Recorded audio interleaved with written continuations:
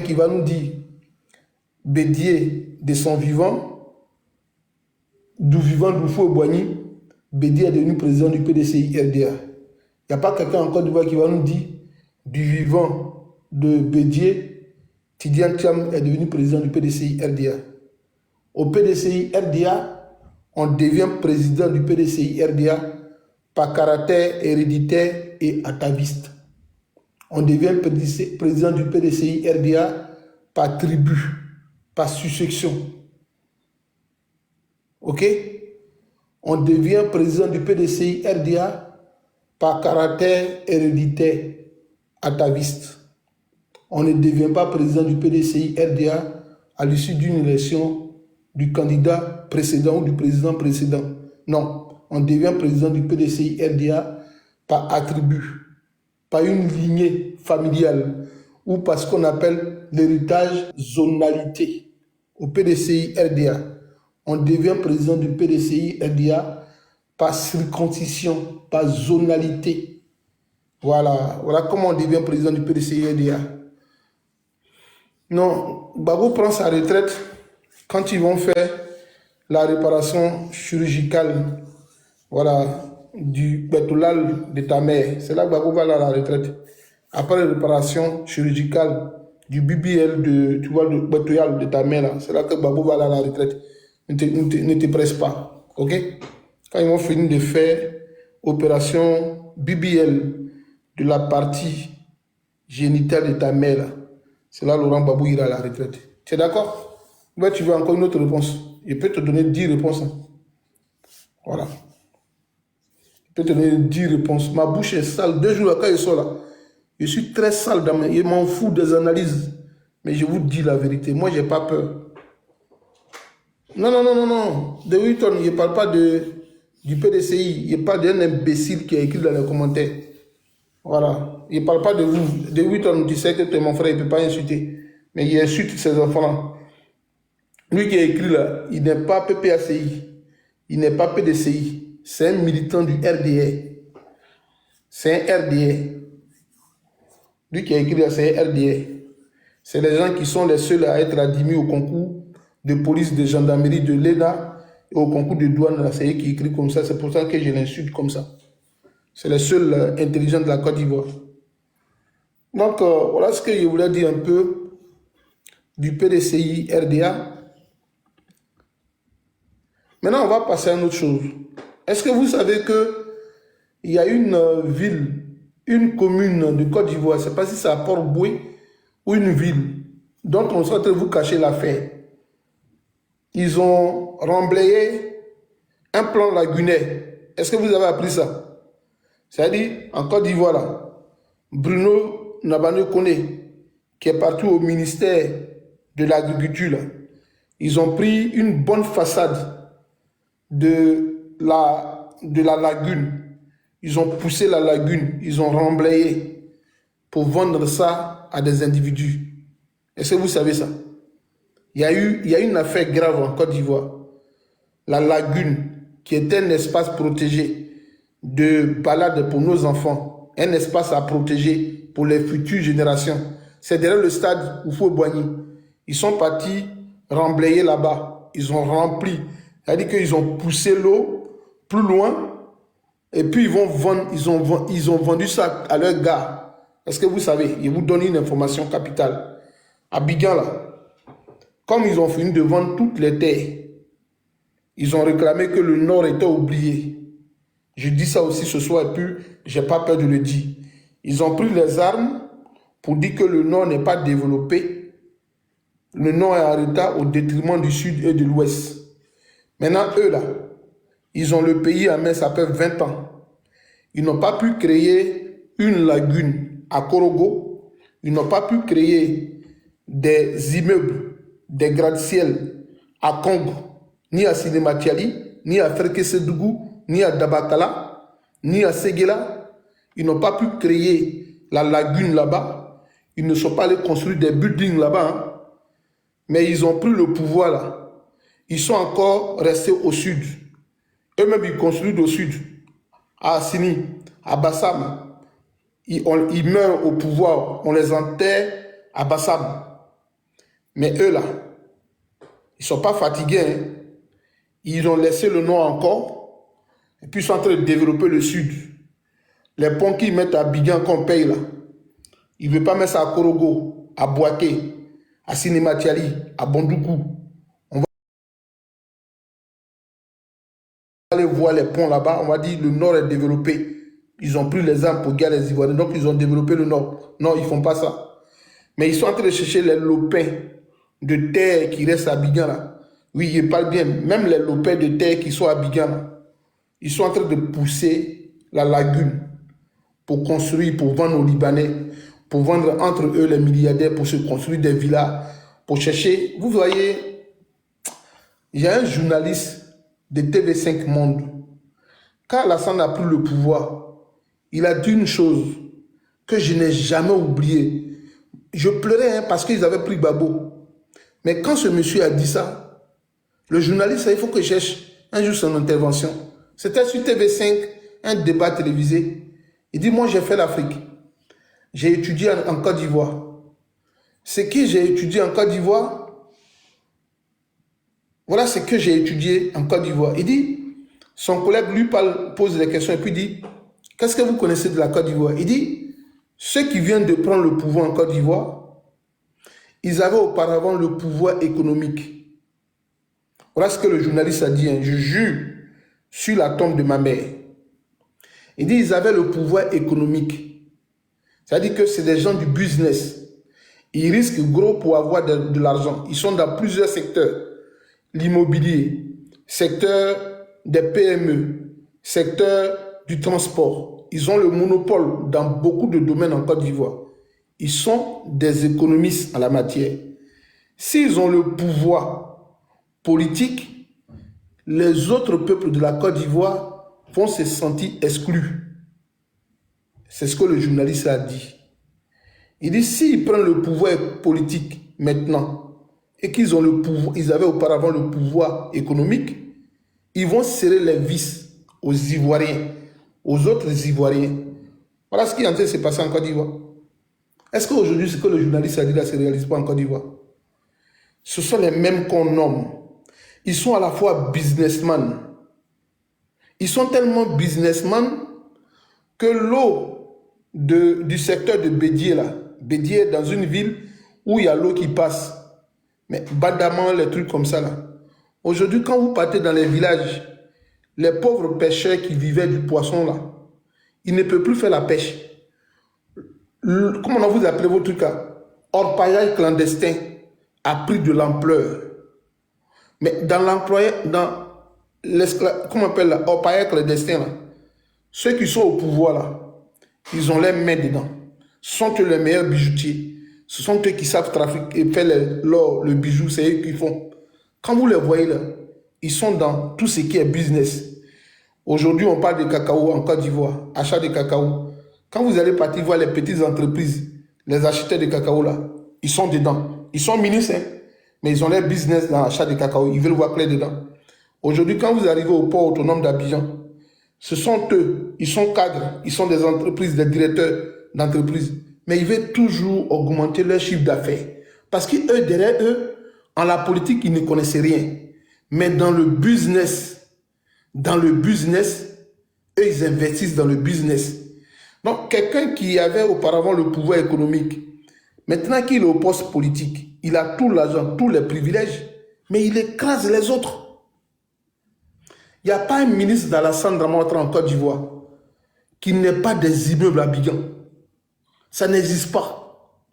Il n'y a pas un ministre d'Alassane Dramane Ouattara en Côte d'Ivoire dont la femme n'a pas de restaurant. Ça n'existe pas. Pour ceux qui ont fait l'université de Cocody, je reviens sur ce fait-là pour que vous remarquez une chose. Pour les anciens de l'université, vont me dire que Soleil, tu es en train de mentir. Quand ils ont ouvert l'université de Cocody, il y a eu un fait remarquable. Il y a eu un fait remarquable. Mais je ne pensais pas pourquoi ils n'ont pas pu faire un mémoire là-dessus. Mais s'ils faisaient un mémoire, ils allaient m'empêcher de soutenir. Quand Siseba Congo a pris le ministère de l'enseignement supérieur, Siseba Congo a plutôt misé sur les restaurants de luxe Il y a des gens qui sont ici, là, dites que cela est humain. Cissé Bakongo a misé sur les restaurants de luxe. Je vous dis, hein, il a misé sur des restaurants de luxe à l'université de Cocody. Que quelqu'un me dise que je mange ici sur le panel, au département des sciences éco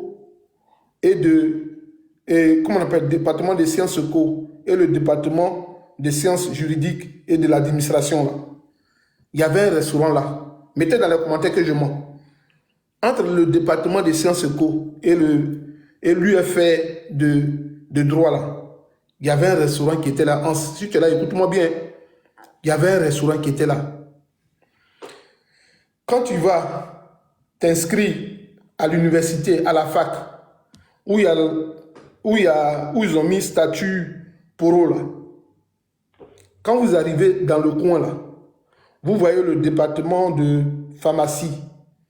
Ils ont mis un restaurant là, un restaurant luxueux. Écoutez bien, un restaurant luxueux. Ils ont mis un restaurant là. Le Wambele là, où il y a le Wambele là.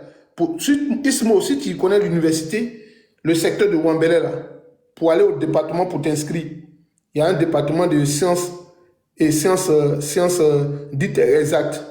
Le département est là. Ils ont mis des restaurants là-bas. Quand ils ont mis des restaurants là-bas, ils ont ouvert les restos U. Excusez-moi, ce n'est pas une discrimination, mais il faut dire la vérité. La majorité des restaurants qui étaient au palmier, là, sous les palmiers, là, ils ont mis des restaurants là-bas qu'ils ont rénovés. Les mêmes anciens restaurants. Mais ceux qui avaient loué les restaurants là, c'était le business de la femme ou de la sœur de Cissé Bakongo. Il faut dire la vérité. Ce sont eux qui avaient le monopole de louer ces restaurants à leurs parents. Mais les restaurants même les plus en vogue, c'était les restaurants qui se retrouvaient au département des sciences éco et vers le Wambele.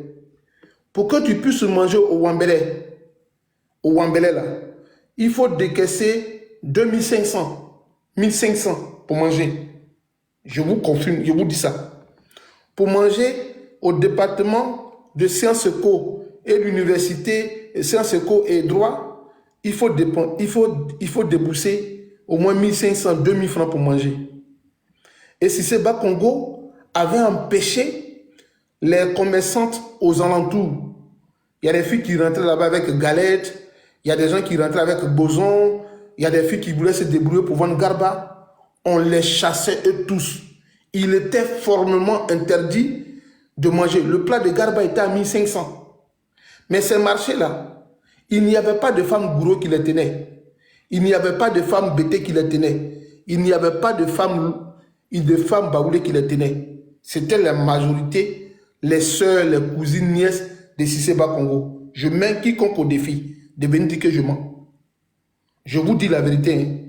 Ces restaurants-là, on mangeait dedans, alors que l'électricité, l'eau était au compte du contribuable ivoirien. L'eau, l'électricité était au compte du contribuable ivoirien. Vous savez ce qu'ils ont fait? Ils ont donné à Sidiki, le professeur Sidiki et Sidibé Vali, lui il gérait l'ENS. Quand il arrive à l'ENS, ils ont mis un restaurant aussi à l'ENS, un restaurant IP. Pour manger garba là-bas, il faut avoir 1300 francs pour manger le garba. 1300. Et ce restaurant-là était détenu par les cousines et les sœurs de Sidibé Vali.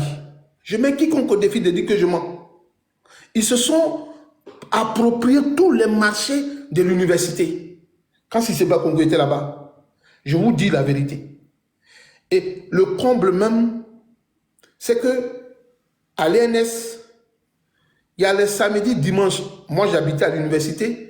Quand tu passes là-bas le samedi ou dimanche soir, il y a des cérémonies de mariage. Je vous dis la vérité. Il y a des cérémonies de mariage dans les restaurants de l'ENS. Samedi ou dimanche, tu arrives là-bas, les gens soit fait des cérémonies grandioses. Quand tu demandes, mais pourquoi ils sont ici? On dit non, ils ont loué l'espace à l'administration. Il dit, mais c'est pas l'université ici. Ils disent, oui, mais ils ont loué. Quand il arrivait à l'ENS, là, ils investissaient partout. Il dit, samedi ou dimanche, il y avait les salles étaient en location. Tout étudiant qui devait soutenir à l'université de Cocody, ils ont obligé que, avant, là, quand on soutenait le master, on venait avec nourriture pour manger dans les salles, dans les petites salles de soutenance. Les thèses, ils ont dit non, non, non, non. Quand vous voulez soutenir maintenant, il faut aller louer obligatoirement les restaurants de l'université qu'ils ont rénovés. Je vous dis la vérité. Mais ces commerces-là étaient aux mains des personnes dont les noms étaient à connotation nordique. C'était un business qu'ils avaient en main. Vous voyez comme un peu de la gestion politique, comme ils avaient le monopole des activités de l'investissement en Côte d'Ivoire, parce que ce sont eux les gens du Nord, eux c'est business, ils se sont accaparés tous les marchés de l'université de Cocody. Je vous dis des restaurants luxueux. Tu arrives là-bas, la climatisation, c'est pas n'importe quelle climatisation. C'est les climatisations de, tu vois, on dirait frigo là. On dirait congélateur au mur. Tu arrives, même toi-même, tu es en train de manger, et puis le froid te prend. Mais tu dis, mais c'est quel restaurant ils ont fait? C'était un projet de Cissé Congo. Je mets quiconque au défi, un militant du RDR est venu me dire que c'est faux. Je mets quiconque au défi, tu es venu me dire que ce qu'ils sont en train de dire, c'est faux. Ils ont tout pris pour faire business à l'université. Tout était devenu business. Comment, si un ministre de l'enseignement supérieur a pu faire le business, je connais une dame que j'appelais affectueusement Titi, où je mangeais ses ailes, mais c'est elle-même qui me disait que mon fils, c'est la nièce de Cissé Congo qui m'a donné mon coin ici. Donc, il loue ça dans les mains. Il dit, maman, tu dis quoi? Elle s'appelle Titi. Les gens sont à l'université, ils vont me dire, pour ceux qui sont à la fac, ils vont savoir. Elle dit, mon fils, c'est dans les mains, j'ai pris. C'est eux qui gèrent. Donc, chaque fête du mois, dans les choses de l'État, il y avait une femme bulois qui, elle, venait prendre l'argent dans tous les restos là qu'ils ont mis en location dans la main des particuliers. C'est comme ça qu'ils ont géré la chose publique. Donc, imaginez un temps soit peu. Si le ministre de l'Éducation nationale et de l'Enseignement supérieur a pu créer des restaurants à l'université qui faisaient partie de son domaine de business de sa famille, mais si le ministre de la Construction, qu'est-ce qu'il peut faire? L'université, au moins, c'était quelque chose de public, on venait là-bas. Le ministre de l'Enseignement supérieur d'alors, Cissé Congo, a pu créer du business à l'université. Imaginez un temps soit peu, Bruno Nabano Koné, ministre de l'Urbanisme et de la Construction, qu'est-ce qu'il peut créer comme business? Je vous pose cette question.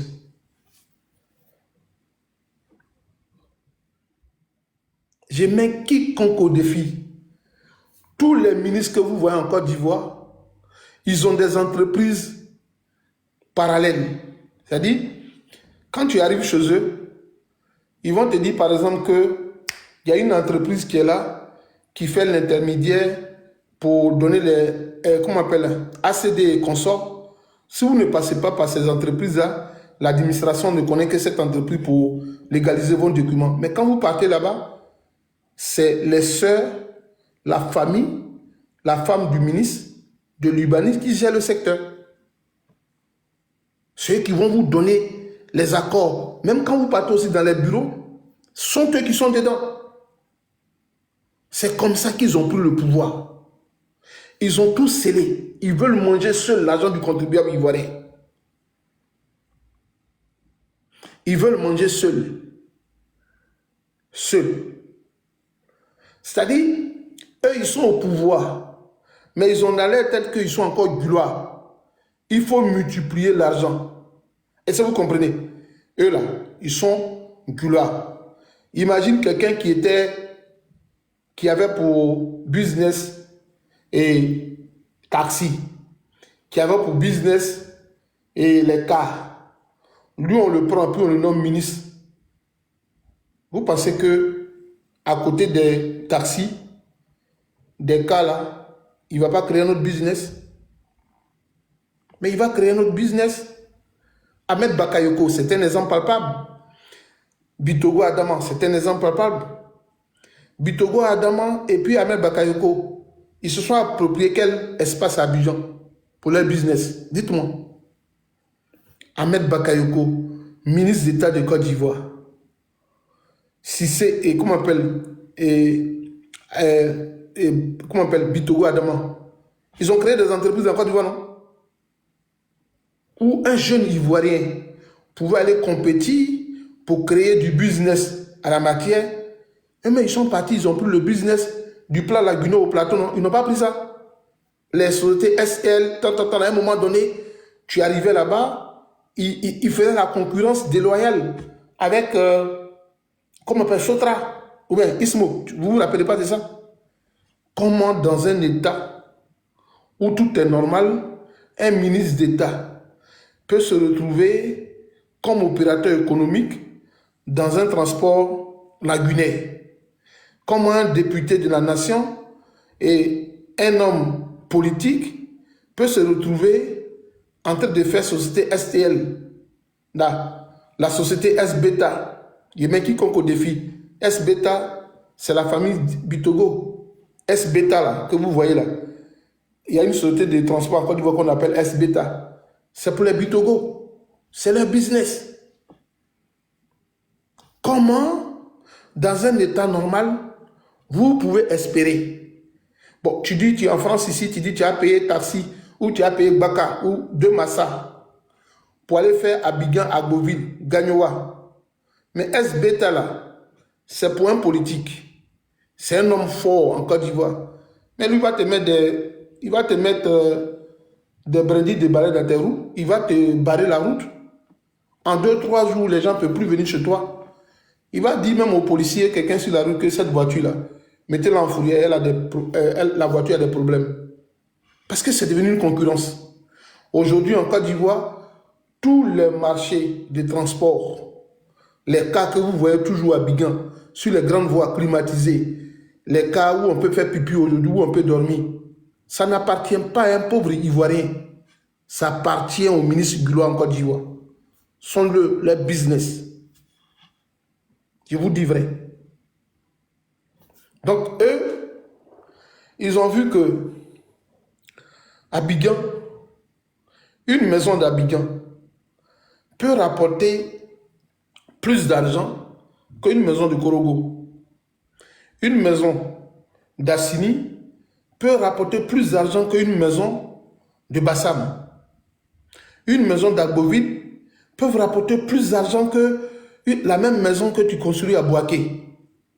Donc, et maintenant, qui disaient que le Nord n'avait pas d'immeuble, il n'y avait rien au Nord, ils ont la possibilité d'aller au Nord avec l'argent volé du contribuable ivoirien. Mais ils savent que ça ne sera pas rentable. La seule zone où l'immobilier est plus rentable, c'est Abidjan. Donc, comme ils ont fini maintenant de déguerpir les populations, ils ont vendu aux mains des Libanais des grands types. Madame Dominique Ouattara même a pris des portions de terre pour construire ses immeubles parce qu'elle est dans l'immobilier. Madame Dominique Ouattara, c'est l'immobilier de luxe. Donc maintenant qu'ils ont regardé, on dit, le plan lagunaire qui reste là, allons remblayer, comme ce qu'ils sont en train de faire, où il y avait avant Café de Rome là, à Abidjan là, Café de Rome là. Ils sont partis, ils ont poussé la lagune là plus loin, et puis ils sont en train de construire des plages artificielles aux côtés de, comment on appelle, avant Café de Rome là. Donc ils ont vu l'idée que Café de Rome marche bien. Ils ont dit au monsieur, va plus loin, derrière le Félicia là, il faut partir remblayer là-bas, nous on va vendre. Ils sont en train de vendre devant vous la lagune. Ils ont poussé la lagune là, l'eau, ils ont poussé ça plus loin, et puis ils sont en train de vendre ça aux gens. Mais quand c'est remblayé, c'est bien, tu vas juste habiter à côté de l'eau, mais tu vas payer cher. Et là, ce n'est pas n'importe qui va payer. Ce n'est pas Kevin qui va payer, ce n'est pas De Witton qui va payer. Ce n'est pas Soleil qui va payer. Ceux qui vont payer là, c'est les mêmes ministres là qui vont passer derrière pour aller donner à des prêtres. Non, il va les donner à quelqu'un qui a un petit frère, qui a son business là-bas, mon gars. Comme à tout prix, on peut faire un quai derrière moi, va, je t'ai donné l'argent que tu construis et puis tu mets ton nom et puis après, l'entreprise m'appartient. C'est les seuls gars qui sont venus au pouvoir. Puis quand vous voyez, est-ce que vous connaissez l'école Jules Verne? Le collège Jules Verne, vous connaissez Jules Verne là? C'est les seuls gars qui sont venus au pouvoir en prenant la route de Benjerville vers Jules Verne là. Vous voyez avant, il y avait un espace de jardin botanique là-bas. Un espace qui appartenait vers ceux d'ici. Mais quand vous arrivez aujourd'hui là, après Jules Verne, dans le creux là, les gens ont bâti des maisons là-bas, pas possible, des immeubles. Ils ont même la petite végétation, la forêt qui était là. Ils sont partis coincer l'espace. Avant, quand ils partaient à l'université Pôle scientifique de Benjerville, tu voyais cet espace qui dit, mais la Côte d'Ivoire a une biodiversité. Donc à Abidjan, la pollution avec la forêt de Banco et puis l'espace qui est entre Benjerville et Cocody là. Mais tu dis, mais la Côte d'Ivoire est prévisible. Pour les générations futures, nos enfants peuvent venir ici pour voir la forêt, tout autour. Mais je vous dis qu'aujourd'hui, cet espace-là n'existe pas. Puis, ils sont partis mettre une entreprise de brasserie là-bas, à côté. Et les maisons qui étaient là, puis un jour, il a demandé aux gens, qui construit des immeubles ici comme ça dans le secteur? Il y a un petit qui nous a dit, ça c'est pour Ouattao. Il dit Ouattao, il dit oui, ça c'est pour Sambleblé. C'est son petit frère, son frère qui vient. On a en train de construire l'immeuble. Il dit quoi? Dans ce secteur-là? Il dit oui, on a en train de construire. Mais les immeubles qui sont dans ce secteur aujourd'hui, un Ivoirien qui touche salaire de 400 000 francs ne peut pas habiter là. Ceux qui sont à côté de Jules Verne, là, ils savent de quoi je parle. Quand vous partez aujourd'hui, là, sur la route de Benjerville en partant là, le coin qui était comme jardin, la forêt qui était là, Gbagbo était là, puis c'était vide, là, on ne faisait rien là. Aujourd'hui, quand vous arrivez, c'est devenu une cité de luxe. On ne peut pas. Ils sont en train de tout raser à Abidjan. Ils rasent tout. Bientôt même, peut-être, on va apprendre que à côté du stade de Mbimpe, là, que des gens sont rentrés dans la forêt du Banco. Je vous dis, d'ici quelques années, avant qu'Alassane ait fini son gouvernement, ils vont même dire que, comme Abidjan est devenu si grand, une partie de la forêt du Banco va être viabilisée. Je vous dis, une partie de la forêt du Banco va être viabilisée. Parce qu'il y a des individus qui sont déjà à la lisière de la forêt du Banco. En partant vers Ebimpe, là, il y a des gens aujourd'hui qui peuvent s'élever, des garçons, des grands types d'Abidjan costauds, qui sont dans le gouvernement, qui sont capables d'aller construire des maisons là-bas, puis on ne peut pas détruire. En Côte d'Ivoire, général de police a des immeubles. En Côte d'Ivoire, commandant supérieur de la gendarmerie a des immeubles. En Côte d'Ivoire, le général de la douane, il a des immeubles. En Côte d'Ivoire, le directeur d'antidrogue de la police et de la gendarmerie ont des immeubles. Eux, ils ont quel salaire? Ils ont quel salaire? Alors que si tu croises ici tout à l'heure, le général de la gendarmerie française, tu l'approches, tu lui demandes, vous habitez dans quel endroit? Il va te montrer tous les papiers. Merci ma soeur. Pour dire, mes papiers là, mon épouse et moi, on a contracté un crédit, un prêt immobilier. Donc on est dans notre maison qu'on a payé à 400 000 euros et 500 000 euros pendant 25 ans de crédit. Et puis tu vas voir son compte bancaire. Vraisemblablement, chaque fin du mois, on le prélève. Mais tu ne vas pas voir un général de l'armée française, quel que soit le poste qu'il occupe, et puis il va te dire, les immeubles qui sont là, c'est moi qui les mets en location. En Côte d'Ivoire, il y a des gendarmes, sous-officiers gendarmes, qui eux-mêmes sont dans les maisons baillées du général lui-même. Oui, je vous dis la vérité. Il y a des gendarmes qui sortent de l'école de gendarmerie. Et puis, quand on passe à l'école de gendarmerie pour leur dire, les beaux, on dit, tant les maisons baillées là, on les tape, on dit, va mettre ton nom sur l'autre lit, ça va. Le général a une maison à Yopougon, Maroc. C'est un immeuble de R+3. Là-bas, là, il met maison en location. C'est pour le général lui-même. Comme tu es encore en service, va là-bas. Puis tu vas, puis on te donne la maison. Un général qui a des immeubles à Makori. Et puis les gendarmes commandos là font maison baillée. Et puis on lui donne. Mais comment ce général-là va être loyal vis-à-vis des Ivoiriens? C'est parce qu'il gagne son argent. Donc il n'est plus loyal. Voilà ce qui est devenu la Côte d'Ivoire. Et puis, personne n'a les couilles pour parler. On ne peut rien dire. La vie est excessivement chère. À Abidjan, je mets quiconque au défi. Tu prends aujourd'hui 3 000 €, tu arrives en Côte d'Ivoire. Pour ne pas louer voiture. Même si tu loues voiture. Si tu n'as pas de voiture à Abidjan, si tu n'as pas de maison même à Abidjan, tu prends 3 000 €, tu vas à vacances. Mais les 3 000 € vont finir au bout de 1 mois et demi, tu as fini les 3 000 €. Si tu veux garder 3 000 €, peut-être revenir avec 1 000 €, c'est que tu vas aller habiter à Bobo, derrière Rail, dans la maison de Séni Kanaba là. Tu vas aller habiter dans la maison de Séni Kanaba, et puis c'est les maisons à Abidjan où on met carreaux au mur, sur le mur, et puis il fait excessivement cher dedans là, et chaud là.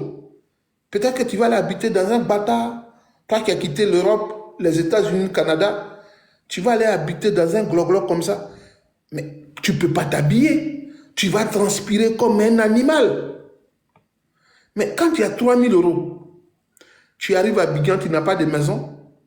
Mais pour te sentir un peu en sécurité, pour ne pas qu'on te prenne ton passeport ou ton titre de séjour, mais tu es obligé de demander à habiter à Grobité ou dans une commune, zone 4 quelque part. Mais ils vont te demander que si tu veux prendre résidence pour rester dedans, ils vont te dire, si c'est zone 4, ils vont te dire, c'est 150 000 francs la nuit. Ils vont te dire, même le mois, c'est 600 000 pour 3 semaines. Tu vas payer. Mais quand tu descends et puis tu dis, tu tapes, comment vous appelez vos voitures là? Tu vas payer, tu vas, comment on appelle? Tu vas, par exemple, dire qu'en Côte d'Ivoire, tu vas dire une chose, comment on appelle, tu vas dire quelque chose comme, comment on appelle, les choses comme quoi là? Mais tu peux rien faire, Yango. Mais Yango, je suis arrivé à Abidjan un jour, j'ai dit, bon, ma famille, on va aller se faire plaisir. Et Abidjan, quand tu vis un peu en France, tu as un peu la trouille de conduire maintenant. Donc j'ai dit, mais on va aller là-bas. Et puis on sort de la maison. On tape mon quartier que j'habite. Je suis du côté de Cocody. On tape et puis on met. Yango met 12 000 francs CFA. Et même pour aller chez moi à Gagno, à Sandra, je ne paye pas 12 000. Pour aller à Bassam, de payer, c'était combien? Entre 12 000 et 16 000. Ça met confort, et puis ça met l'autre matière là pour mettre climatisation. Mais j'ai opté pour 12 000. Mais il dit, mais simplement d'Abidjan, on se déplace ici, 12 000. Mais il y a des fois, je vais me rendre à Trècheville. Si c'est après 17 h, on me met 14 000. Cocody, de là où j'habite, voie de Benjeville. Pour me rendre à Trècheville, si c'est samedi soir là, à 14 h, samedi soir ou vendredi soir, tu composes, soit savez mon frère, tu composes le numéro, mais tu es mort. Le gars même il dit, on te refuse tes commandes. Il faut payer. Le monsieur te dit, mais il y a les bouchons. Abidjan, malgré la présence de ces ponts là, mais les bouchons, il y en a à tout moment. En un temps record, dans une semaine, le Yango peut te bouffer. En une semaine, si tu dois te déplacer, aller voir tes gars à Yopougon pour ne pas qu'on dise non, tu as quitté l'Europe, tu les as oubliés. Tu vas aller voir tes gars qui sont à Bobo. Bon, moi, je vais voir mes amis de la fac, comment on appelle, à Blocos. Mais mon gars, mais tu saignes. Abidjan est devenu cher. Et puis on ne parle pas. C'est parce que un mot, ce que je vous dis aujourd'hui, comprenez-le. Faites votre analyse sur ce que je vous dis comme un enseignement. Les économistes d'hier, quand il dit économistes, je veux parler de nos parents qui ont des noms à connotation nordique, des gens qui étaient hier dans le business, aujourd'hui le pouvoir politique. Donc pouvoir politique plus pouvoir économique, c'est grave. C'est grave. Voilà pourquoi vous sentez la cherté de la vie. Ils ont le pouvoir. Hier, ils avaient le pouvoir. Ah, d'accord, Bloco, c'est ton fier. Merci, mon frère. J'aime bien au bord de l'eau, là. Souvent, c'est très beau de rester là-bas. J'aime rester souvent tardivement au bord de l'eau. Non loin de l'hôtel Ivoire, là, le secteur, là, c'est très beau. Voilà, j'aime bien ce secteur-là, Blocos. Mais je vous dis en toute sincérité, les gens, ils ont le pouvoir. Hier, on est d'accord. Tu partais au marché, tu vois nos moments, Gul, tant. Mais son temin qui te dit, Diaba là, ça coûte 25 francs. Quand elle sait que Diaba qui est à côté de l'autre voisine n'est plus trop bon, elle te dit, mon Diaba là, ça coûte 50 francs. Diaba que tu as vu à 25 francs à midi, quand elle sait que l'autre n'a plus, à midi, tu viens, elle te dit, Diaba là coûte 50 francs, ça a augmenté. Tu dis, maman, il faut diminuer. Elle dit, non, c'est le prix. Hein. C'est pas quoi quitter à Niamey. Le Niger ne nous a pas quoi, ouais, Diaba. Ah, pomme de terre, là, c'est pas quoi quitter à Niamey. Donc, elle t'augmente le prix comme elle veut. Vers Carina, là, souvent, il faisait les achats là-bas. Donc, ces personnes qui avaient cette mentalité d'accroître leur chiffre d'affaires, maintenant qu'ils sont au pouvoir, qu'on ne peut pas les contrôler, mais c'est la gabegie financière ne va pas se limiter. C'est une hémorragie qui ne dit pas son nom. Sinon, dans un État, comment on peut voir un ministre comme Bruno Nabane connaît? Il y a des victimes qui se déclarent que M. Kome Bakari les a désappropriés. Et puis, on a toute la documentation, les preuves à poison. Et puis, le gouvernement ne se dérange pas. Mais ce que vous n'avez rien compris, c'est le frère de Kome Bakari qui loge les militants, les invités du RDR à Radisson Blues. Est-ce que vous savez pas? Vous savez ça, non? Le frère de Kome Bakari, là, lui, il investit dans l'immobilier. Le frère de Kome Bakari, quand les opérateurs économiques arrivent en Côte d'Ivoire, quand les RDA appellent leurs amis, quand ils viennent là, ils appellent, ils disent, allô, monsieur, ton frère Kome Bakari, ton grand frère là, il faut lui dire que nous, on a 10 invités. Ils vont dormir à Radisson Blues. Il faut lui dire de diminuer les chambres là.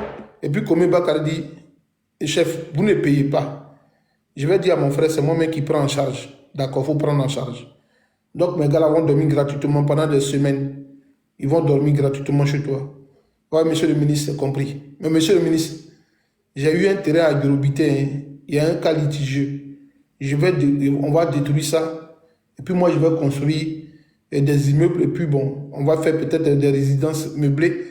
La prochaine fois que vos amis vont venir là, on peut aussi les mettre de ce côté-là, s'il n'y a pas de place. Bon, c'est compris. Bon, si tes invités devaient payer pendant un mois, dans les suites, dans Radisson Blues, près de 15 millions, 20 millions. Et puis moi, je te dis qu'il y a un terrain à Gurubité, qui est un terrain litigieux. J'ai des renseignements. Je vais le prendre pour construire. Toi, le ministre va dire quoi? Ta mère est mouillée. Parce que celui qui veut vous corrompre là, il banalise les choses. Hein. Si moi, je sais que Hans est directeur de la douane, et puis moi, je fais les petits services à Hans, Puis il sait qu'il est directeur de douane. Et puis moi, je lui rends des services. Un jour, il sait qu'il est directeur, il est boss. Mais comme je rends service, un jour, Hans m'appelle et puis me dit telle chose. Il dit, boss, il faut l'essayer de régler. Hans me dit, mais comment tu peux régler cette situation? Il dit, non, boss, c'est géré. Il faut dire à la personne de passer, on va régler.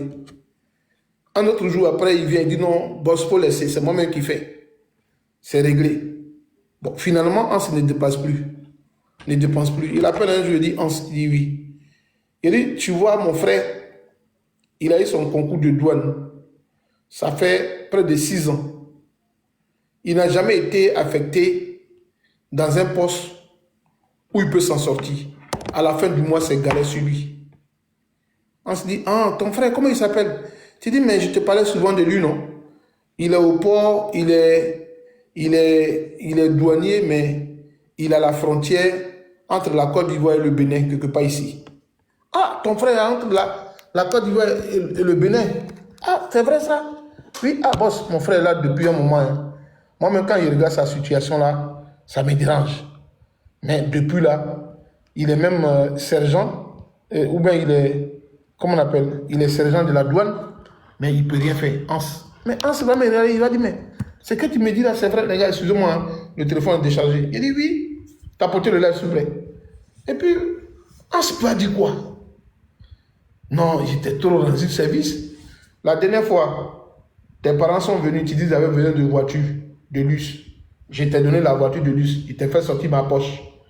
La dernière fois, et tes parents avaient une cérémonie. J'ai pris 2 Lamborghini, 2 Porsche, et j'ai pris 2 Canter. Je leur ai donné. C'est moi-même qui ai mis le carburant, c'est moi qui ai mis le chauffeur à disposition.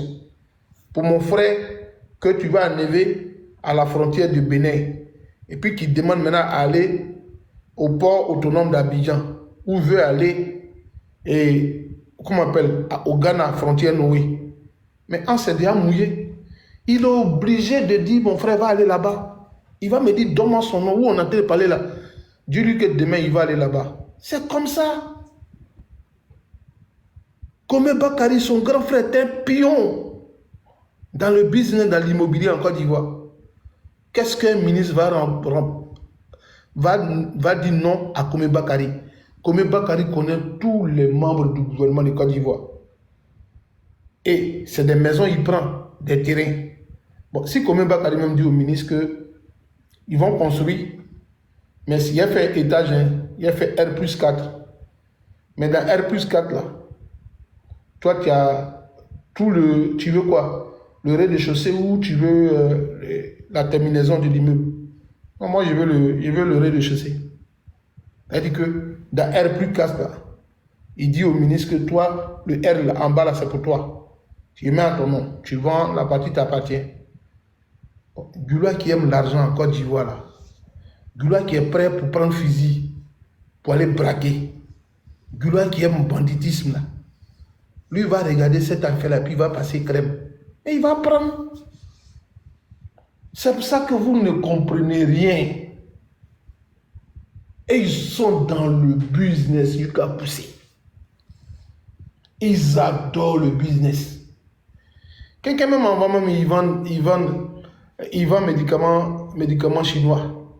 Et puis quand il demande à la personne, mais j'ai envie de prendre 2 bouts de drogue, cannabis. Et puis la personne te dit, il ne faut pas bouger. Tu dis, mais tu vends médicaments chinois, non? Elle dit, il ne faut pas bouger. Et puis elle fait comme ça. Ibrodima. Et puis elle te donne drogue là.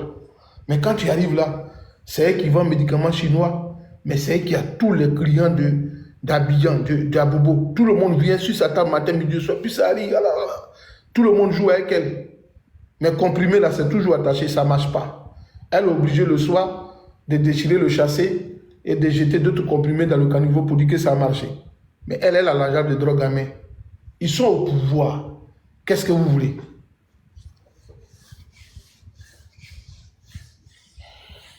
Qu'est-ce que vous voulez? Qu'est-ce qu'on attend en Côte d'Ivoire? Ivoiriens, on ne veut pas se réveiller. D'autres sont en train de trouver que c'est Gbagbo qui est leur problème.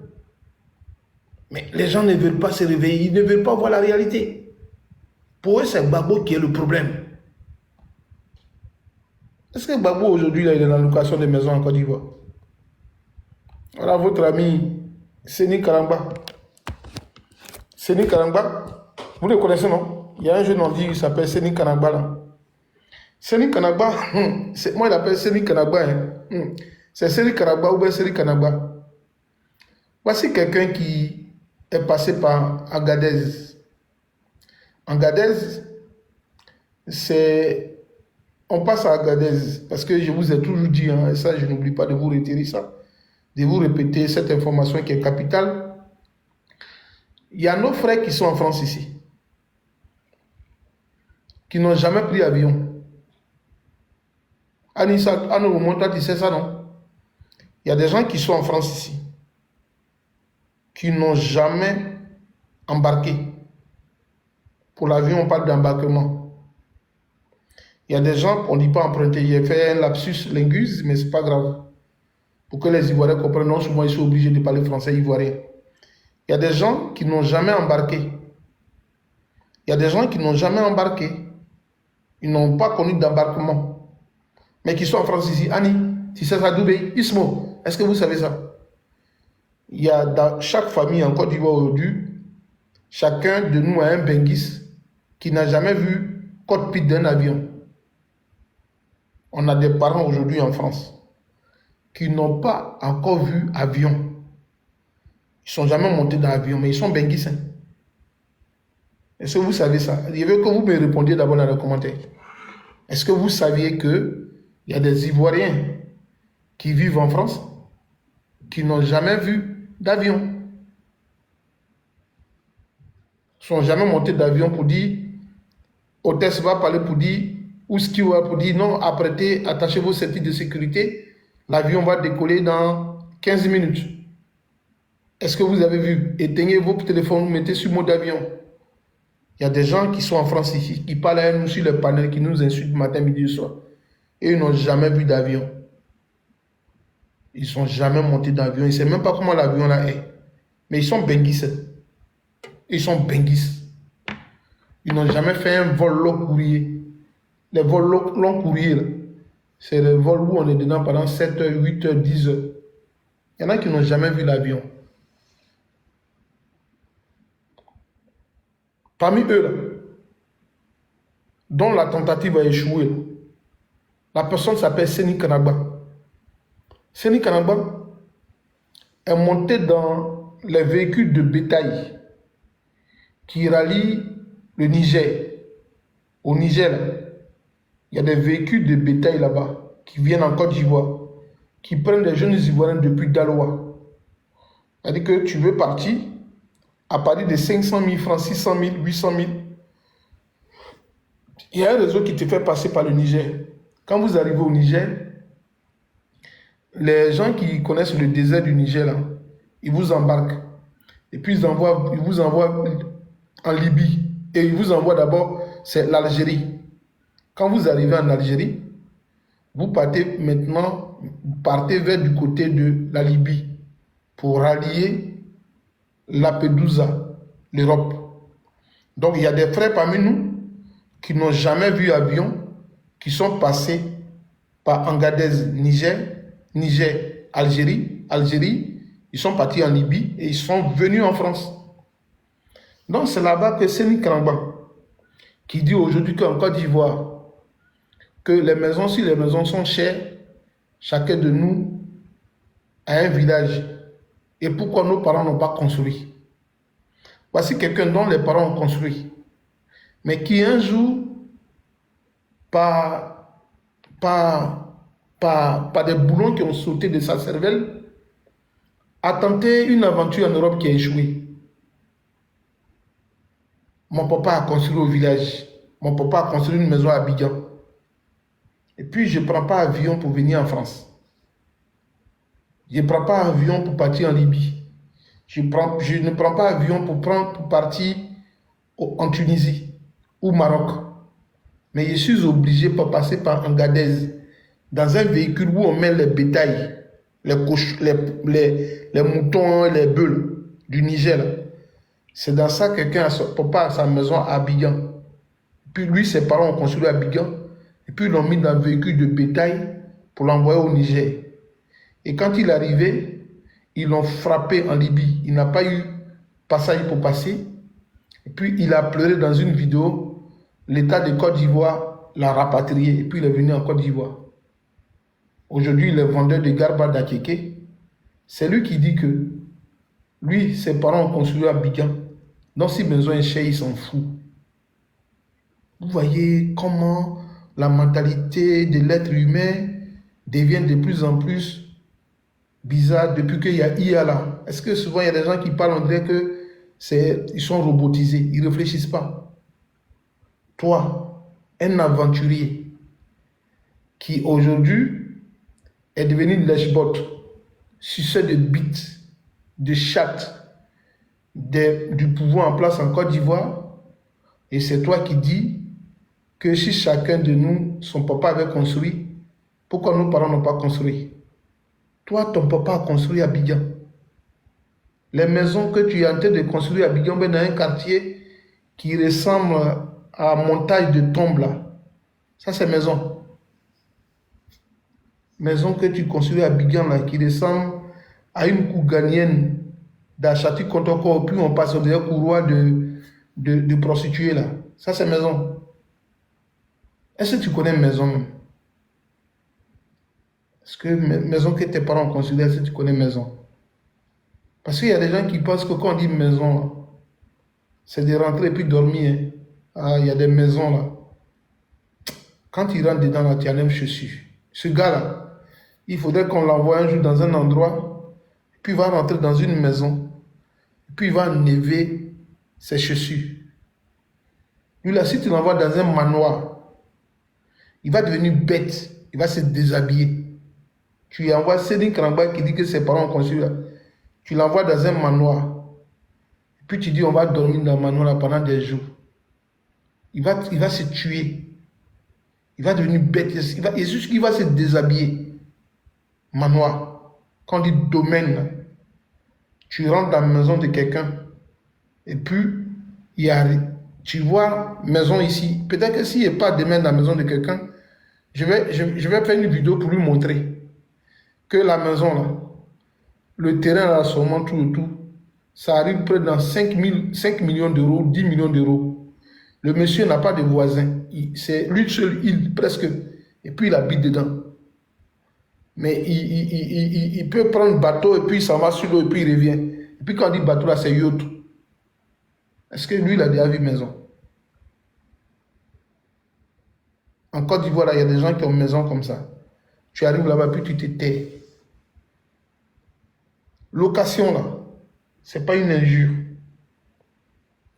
Quand on dit on est location, puis on dit maison est chère, là. Les Français qui sont ici en France, les Français qui vivent ici, des chouches, il n'est pas dit français algérien, français marocain, français ivoirien. Non. Les vrais Français, peau blanche, là. Et même ils meurent dans location. Dans HLM même, ils meurent dedans. Quand tu leur demandes pourquoi tu ne payes pas la maison, ils disent non. Quand je vais mourir demain pour que mes enfants me prennent la maison, il y a une succession, il y a trop de crédits, d'impôts. Je préfère rester dans la maison en location mourir. Commentez après. Les Kevin qui ont vécu en France, ils peuvent vous dire, il y a des Français qui sont riches, qui ont l'argent, et ils préfèrent rester dans la location. Puis tu lui dis, mais tu pourrais payer la maison. Il dit non. C'est compliqué. Quand je vais mourir demain, si mes enfants n'ont pas d'épargne, ils n'ont rien, la simple succession, là, ils vont payer beaucoup d'argent. Vaut mieux mourir ou rester à ma retraite, partir dans un EHPAD et puis mourir tranquillement dans un EHPAD. J'ai plus envie d'avoir des soucis encore sur ma tête. Les Français, Parisiens, Bretons, ils sont chez eux-mêmes, ils n'ont pas de maison, ils sont dans la location. Pas parce que les parents n'ont pas les moyens pour construire. Tous ceux qui sont à Abidjan, là, ils sont pas à Abidjan pour y demeurer. Il y en a qui sont à Abidjan parce qu'ils sont fonctionnaires. Mais quand tu n'es pas allé à l'école, c'est grave pour dire des bêtises. Quand souvent on écoute ces personnes-là, à cause de leur visibilité, ils disent des bêtises. Ils disent des bêtises souvent. Et puis ils induisent certaines personnes en erreur. Abidjan n'est pas une ville d'un Bété, d'un Dida, d'un Niabois, d'un Gula. Abidjan est capitale de la Côte d'Ivoire. Il y a des gens qui sont à Abidjan parce qu'ils sont juste fonctionnaires. Ils ont eu des diplômes, ils sont à l'école. Ils finissent, ils gagnent leur travail là-bas, ils restent. Si tu veux, solution à proposer au gouvernement. Comme vous êtes dans le gouvernement, souvent on a des petites idées, nous. Et l'idée qu'on nous en a, c'était celle que Laurent Gbagbo promet. La décentralisation. Bientôt, dans 30 minutes, on aura fini le panel. Est-ce qu'on peut taper jusqu'à 10 cas, s'il vous plaît? On peut taper jusqu'à 10 cas, s'il vous plaît. On finit dans quelques minutes. Si on peut taper jusqu'à 10 cas, ça me ferait plaisir. Voilà. Aujourd'hui, on n'a pas trop tapé. Le live n'est pas trop monté, mais ce n'est pas grave. On leur a 10 cas, s'il vous plaît. Est-ce que vous savez une chose? S'il y avait décentralisation en Côte d'Ivoire, si elle était effective, Abidjan, les maisons deviendraient moins chères. En France, ici, par exemple, quand nous on est arrivés, on nous a dit Bordeaux, c'est une ville chère. Mais quand on a vu pourquoi Bordeaux est cher, parce que Bordeaux est une ville estudiantine. C'est là-bas qu'il y a l'ENAM. Il y a une école qu'on appelle l'ENAM, l'école de magistrature. Il y a une école de magistrature à Bordeaux. Et ils ont une meilleure fac de droit. Donc Bordeaux, il y a des champs de vignes. Il y a des champs de vignes à Bordeaux. Donc Bordeaux fait partie des villes. Donc les loyers sont chers. On te donne les caractéristiques d'abord d'une ville. Pourquoi les loyers sont chers? On vous donne ça. Quand tu quittes Bordeaux, tu arrives par exemple à Libourne.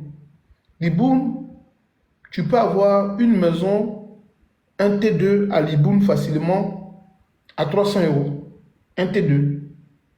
Chambre salon, 300 €. Un T3, deux chambres salon, tu peux avoir 600 €. Mais à Bordeaux, il faut dépenser plus. Parce que Libourne est considéré comme une campagne. Il y a moins de vie, il y a moins de boulot. Donc les gens ne restent pas trop, donc les maisons sont moins chères. Ils partent souvent ailleurs. Imaginez un temps soit peu que la ville de Gagnoa, dont je suis natif, je suis né à la clinique Keïta de Gagnoa, non loin de la Seine préfecture de police. Par exemple, on dit Gagnoa. À Gagnoa, on trouve par exemple une université. Quand on dit université, quand on dit université, ce n'est pas un département. Hein. Ce n'est pas dit que on rentre en biologie et puis biologie seulement. Quand on dit université, quand on dit l'université, ça devient du mot l'univers. Dans l'univers, on trouve tout. C'est-à-dire une université autonome à Gagnoa, où on va trouver, par exemple, le département des sciences juridiques, le département de psychologie, le département des sciences économie et gestion. Bon, en France, ici, généralement, les départements des sciences économiques et gestion et droit sont ensemble. Donc, si, par exemple, on fait ça, sciences juridiques et département des sciences administratives et de gestion économique, on peut faire, par exemple, une université, une grande université à Gagnoa.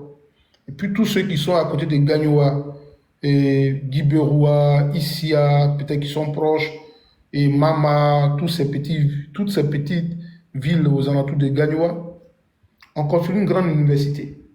Et puis, quand on construit des universités à Gagnoa, on sait qu'il y a une fac de médecine. Donc, il faut construire un CHU. Il faut construire des hôpitaux.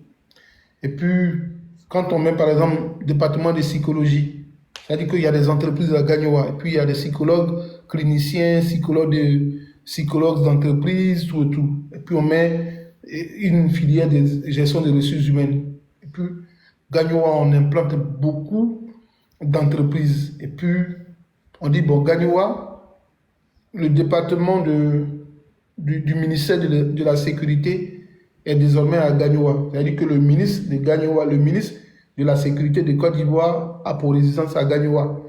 Donc, tout le ministère est là. Donc, il va venir avec tout son personnel. Donc, ceux-là, leur déplacement à migrer vers Gagnoa, que le ministère soit là et qu'il y a toutes les filières à Gagnoa, Et puis on met une université peut-être de l'école normale supérieure d'enseignement, on met un département comme ça à Gagnoa. C'est-à-dire que celui qui va faire le lycée à Gagnoa, quand il finit, il ne va pas aller à Abidjan, il va faire ses études à Gagnoa. Il finit, il devient médecin. Il y a un CHU à Gagnoa, il y a des hôpitaux à Gagnoa. Et qu'est-ce qu'il allait chercher à Abidjan? Qu'est-ce qu'il allait aller chercher à Abidjan? Le ministre de la Sécurité, il habite à Abidjan, il est à Gagnoa. Il y a un train qui passe, un train TGV à grande distance entre Gagnoa, Daloa, ici à jusqu'à Korogo, qui rallie là-bas jusqu'à Man, qui passe. On dit qu'il y a un conseil des ministres. Le TGV Abidjan, Gagnoa, si ça a trop fait, c'est 2h30 minutes. Le ministre, il est matin, il prend deux de ses personnes, le personnel, il prend 3-4 personnes, dit il y a un ministre, il y a un enseignant, il y a un conseil des ministres, où il y a une grande réunion à Abidjan. Matin, il se réveille à 10h, plus tard 10h à 12h30, il est à Abidjan. À 14h, il a sa conférence, il finit, il rentre. Tout le personnel rentre, sa famille réside, tout le monde. Mais Abidjan sera désengorgé. Abidjan sera désengorgé. C'est ce qu'on appelle la décentralisation. Si on rend une ville, toutes les villes de Côte d'Ivoire, autonomes, universités, ministères, écoles, entreprises, vous pensez que maison va coûter cher à Abidjan? Essayons de savoir. Maison ne va pas coûter cher à Abidjan. Et nous, ceux qui disent, par exemple, les benguistes que vous voyez qui vont en Côte d'Ivoire, qui disent oui, je suis parisien, ils vous mentent souvent, ils ne sont pas parisiens. Ils viennent du 94, du 95, du 78, ils viennent du 91, tout ça, les périphéries d'Abidjan, de Paris. Mais quand ils veulent aller travailler, il y en a qui sont dans le 95, dans le 94, dans le 92, mais ils vont travailler souvent à Paris. Mais ils y vont par quel moyen de locomotion? Métro, RER. Métro et RER. Ils vont vite. Le soir, ils finissent, ils rentrent chez eux, dans leur quartier. Mais Paris, tu arrives à Paris, dans les grands coins de gare que tu vois, mais à partir de 22h minuit, ces gars-là sont désertiques. Il n'y a personne. C'est l'image d'Agamé. Tout le monde se réveille le matin et ceux qui veulent faire des achats, faire du business, ils sont à Gamé. À Gamé, au Black, vous allez voir du monde. Mais quand on dit 19h, Black, Agamé, les marchés d'Agamé se vident de tout. Agamé devient vide. Mais matin, samedi, dimanche, mais Agamé est bourré de monde. C'est pareil. Quand ils vont essayer ça, que ça sera une réussite totale, mais on est sauvé. Aujourd'hui, on envoie les CAFOP dans les villages, dans les petites villes, Korogo, Boaké, San Pedro, ils ont des CAFOP. Mais quand ils vont multiplier dans ces CAFOP-là, ils vont construire des écoles dans ces villes. Bon, quand on dit CAFOP à Gagnoa, tous ceux qui sortent de l'école du CAFOP de Gagnoa, mais ils ne sortent pas du Gagnoa. Et ils font partie du département de la DREN en direction de l'enseignement de Gagnoa. Donc, eux tous là, dès que tu es orienté dans cette école, mais tu passes ta vie là-bas. Tu veux passer un concours professionnel d'instituteur à devenir éducateur, mais s'il y a l'ENS de Gagnoa, mais la personne va aller faire sa formation à l'ENS de Gagnoa. En telle enseigne que si on met du TGV, du transport, l'instituteur qui est à Gagnoa, s'il a envie d'aller voir les monuments d'Alassane Dramane Ouattara, le Dieu Tout-Puissant, mais il prend sa famille et puis il va. Les Français vivent dans toutes les petites villes de France. Mais ils vont à Paris pour des vacances, à Disney. Ils vont regarder des monuments à Paris, des concerts. Mais ce n'est pas les moyens de TGV, des transports. Ils y vont et puis ils retournent. Si on arrive à réussir ce pari-là, on ne parlera plus de cherté d'Abidjan. Abidjan va devenir une ville touristique. Abidjan va devenir une ville touristique. Abidjan deviendra une ville touristique, les gars. Les maisons vont devenir moins chères. Mais on ne peut pas arriver là. Donc n'accusons pas la population. Je reviens sur un mot de ce monsieur qui est là, le vieux, l'un des vieux, le plus grand vieux menteur de la politique ivoirienne, Alassane Dramane Ouattara. C'est pas faux, hein, c'est pas mal poli de dire que c'est un menteur. Il aime dire les contre-vérités. Mais Alassane Dramane Ouattara, pendant sa campagne électorale de 2010, on a souvenance de ses dires. Il nous a dit que moi, j'habiterai où? Qu'est-ce qu'il a dit? Mettez en commentaire pour voir. Boris, soit salut les gars. Monsieur Ogrou, qu'est-ce qu'Alassane nous a dit en 2010? Qui irait où? Les ministères seront implantés où? Qui n'allait pas vivre où? Le palais allait se trouver où? Dites-moi dans les commentaires. Avant d'accuser la pauvre population ivoirienne, il a dit qu'il allait partir habiter à Yamoussoukro. Il dit le palais présidentiel sera à Yamoussoukro. Il irait quand même avec certains ministères à Yamoussoukro. Imaginez, Alassane Dramane Ouattara, président de la République de Côte d'Ivoire, il a vice-président, il a ministre, il a vice-premier ministre, il a haut représentant du chef de l'État, statut de institution.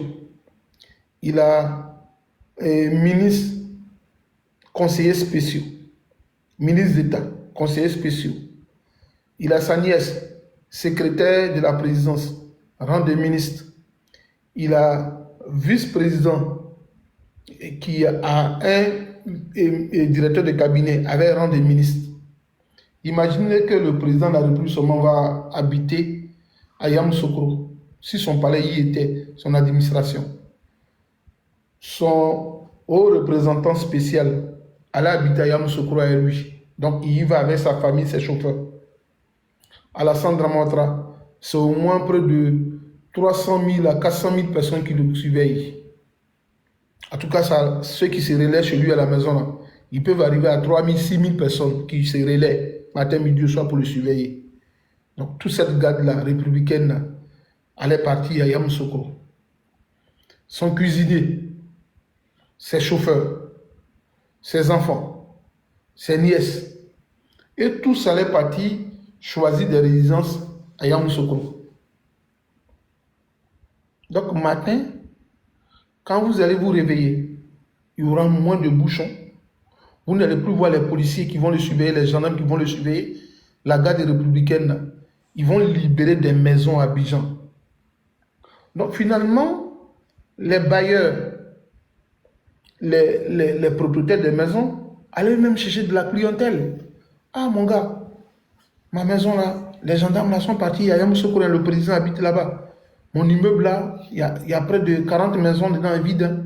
Ah, les chauffeurs du président qui habitaient chez moi ici à Bobo là, ils sont partis tous à Bobo, ils sont partis à Yamoussoukro.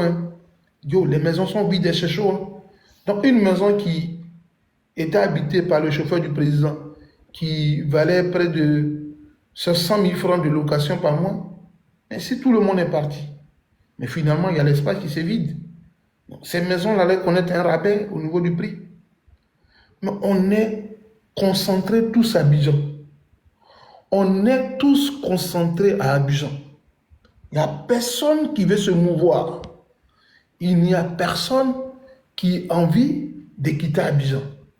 En fait, on est tellement abidjanisé que celui qui n'a pas fait Abidjan ou qui n'habite pas Abidjan n'est pas homme.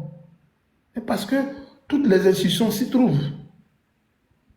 On est tous un esprit aujourd'hui abidjanisé. On est tellement abidjanisé que les autres villes de la Côte d'Ivoire ne font pas bon vivre. Alors qu'il ferait mieux bon vivre à Mans que à Abidjan. Il fait mieux vivre même qu'à Mans qu'à Abidjan. Je vous dis la vérité. Mans encore plus joli qu'Abidjan. Si Mans était développé en termes de tourisme, il y avait des universités, des grandes écoles, des entreprises. Par exemple, à Mans, on peut mettre le ministère du tourisme à Mans. Par rapport à ce qu'on sait de Mans, en termes de potentialité, Mans peut habiter, on peut habiter à Mans le ministère de la Culture. Et puis on va voir ce qui allait arriver. Ou le ministère de la Culture peut être implanté à Mans. le ministère de l'Agriculture peut être implanté à San Pedro, puisque San Pedro est le premier pont et port de transport de, comment on appelle? Non, aux îles, non, Gbagbo n'a pas pu faire ça. Aux îles, Gbagbo n'a pas pu faire. Et est-ce que... Attendez, ne bloquez pas, c'est tout. Ah, ils l'ont bloqué. J'ai envie de lui dire deux mots. J'ai envie de le faire. Ils l'ont muté. Il a été muté. Ah, on vous a muté, monsieur, on vous a muté. Sinon, je voulais vous faire monter pour vous donner un exemple des choses. Je voulais vous faire monter pour vous donner un petit coup. Si vous êtes là aux îles, ramenez votre demande. Je ne sais pas si on vous a bloqué ou pas. Est-ce qu'il a été bloqué? Je ne sais pas c'est quel modérateur qui l'a touché. Mais je voulais lui envoyer une invitation pour lui poser des questions. Mais il a été simplement bloqué. Et s'il a été bloqué, donc je n'ai plus de mots à dire. Voilà. Voilà. Sinon, aux îles, ah, il est là. Est-ce qu'on peut le faire monter? Oui, il est là. Il est là. Est-ce qu'il est là? Aux îles, est-ce qu'il peut monter? Est-ce qu'il a beaucoup de personnes? Aux îles, est-ce que vous êtes là? Si vous êtes là, je vous envoie une invitation. Bon, c'est pas généralement quand ils viennent, ils déclinent les invitations. Sinon, c'était bon de pouvoir échanger avec vous, hein, aux îles. C'était bon de pouvoir avoir un échange avec vous. Bon, à ta question là, on va répondre autrement. Pas une question banale. Je ne sais pas qui va retrouver la réponse. Est-ce que l'État est une continuité? Je pose une question un peu basique dans les commentaires. Est-ce que l'État est une continuité? Est-ce que l'État est une continuité? Je ne sais pas qui peut répondre à cette question-là, qui n'est pas intelligente, mais qui mérite une petite réponse. Est-ce que l'État est une continuité? Tout à fait. Mais si. Si, d'accord. Monsieur Zil, si vous êtes là, vous avez trouvé la réponse. Pourquoi Gbagbo n'a pas fait? Donc, la réponse a été donnée que l'État est une continuité. Oui, c'est ce qui fait la différence entre les militants du RDA et nous, là. L'État est une continuité. Monsieur, qui est parti et puis Macron a pris le pouvoir? C'est François Hollande, non? C'est Hollande qui a été battu. Ben, c'est ça, Hollande a été battu. Et puis, Macron a pris le pouvoir. Voilà. Donc, est-ce que quand on parle aujourd'hui à un Français, ou quand les politiques français parlent, ils disent oui, mais pourquoi Hollande n'a pas fait ça? Ils ne disent pas ça. Parce que le cerveau des Occidentaux est un cerveau qui est plus mûri par rapport aux militants du RDA. Donc, à la différence des militants du RDA, la projection d'un État, l'État se gère en termes de projets.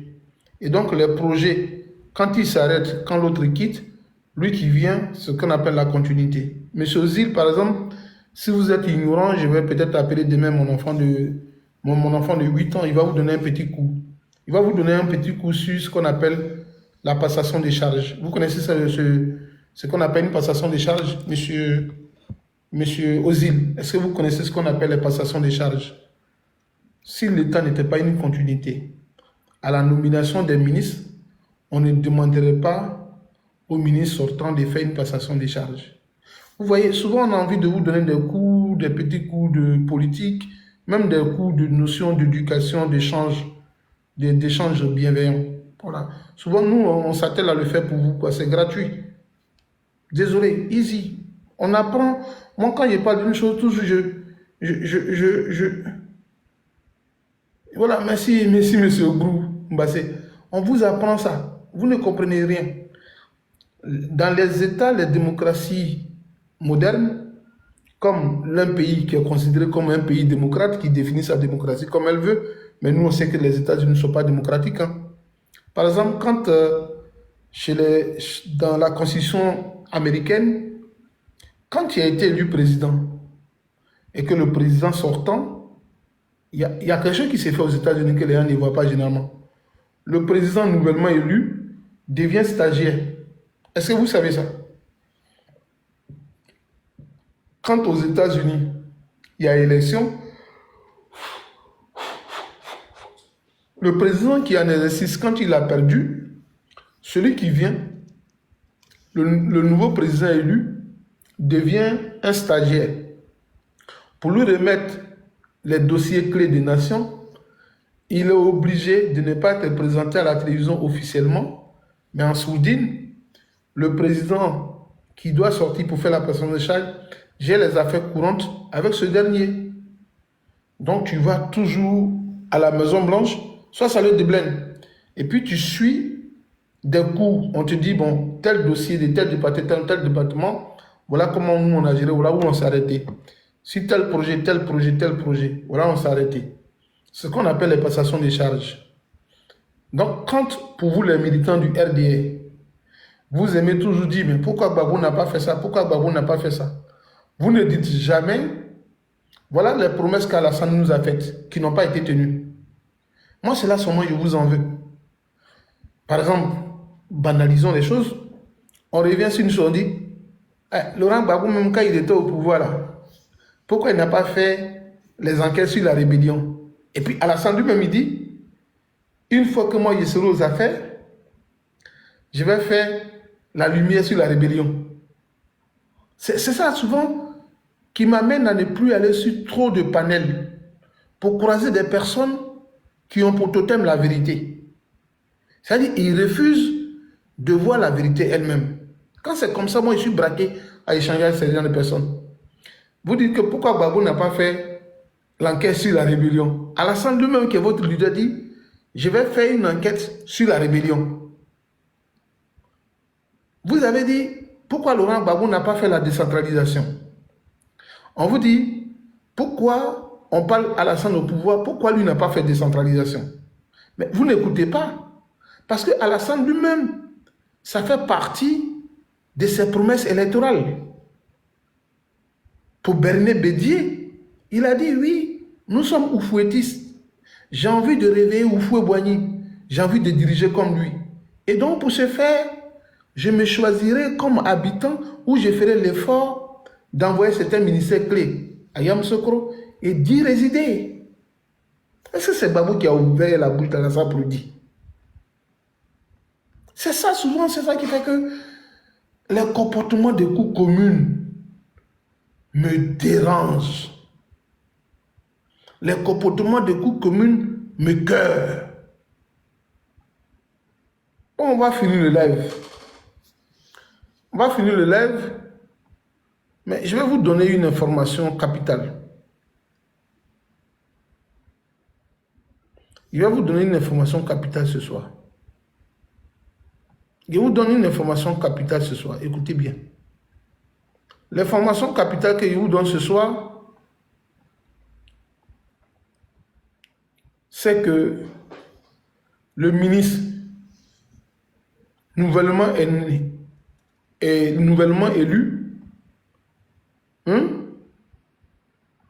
le